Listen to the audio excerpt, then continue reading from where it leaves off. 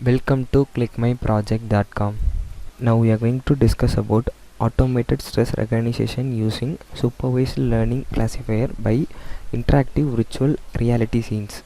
Abstract: mental stress is a critical problem in our modern society. This forms of stress strongly affects our well-being, and technology is needed to help us to manage the health problems. The ability to automatically recognize person's mental stress can be fundamentally in supporting stress and health management. Several supervised learning models were rigorously applied to automate stress recognition. Additionally, we demonstrate the effectiveness of physiological based stress level classification like no stress, low stress, and high stress. The study provides a detailed insight regarding the effect of an objective physiological measures on the validations of a subjective self-rating under a novel complex VR stress training system, which stimulates the further investigations of stress disorder recognition.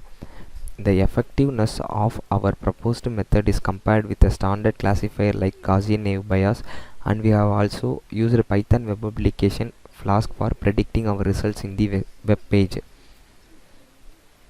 This is our project flow diagram. Our process is going to start with a data selection and loading.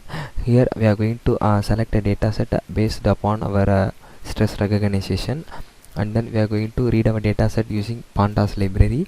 And then second module is a data pre-processing means cleaning our data set.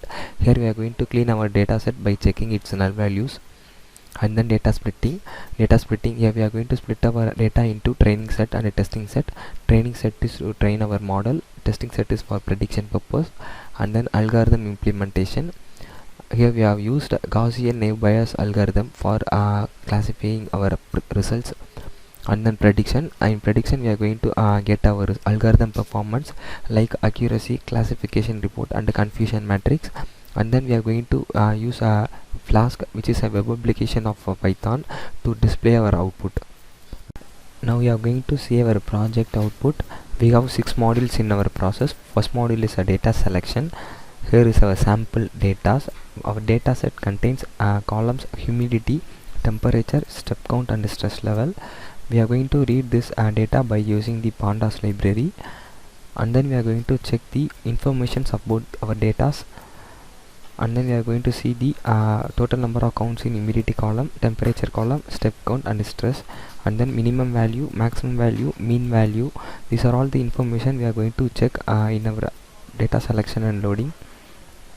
And this is a plot which is drawn by using the Seaborn. And then second module is a data pre-processing. Data pre-processing means cleaning our data set. First we are going to check any null values is present in our data, and then we are going to split our data into independent variable and dependent variable.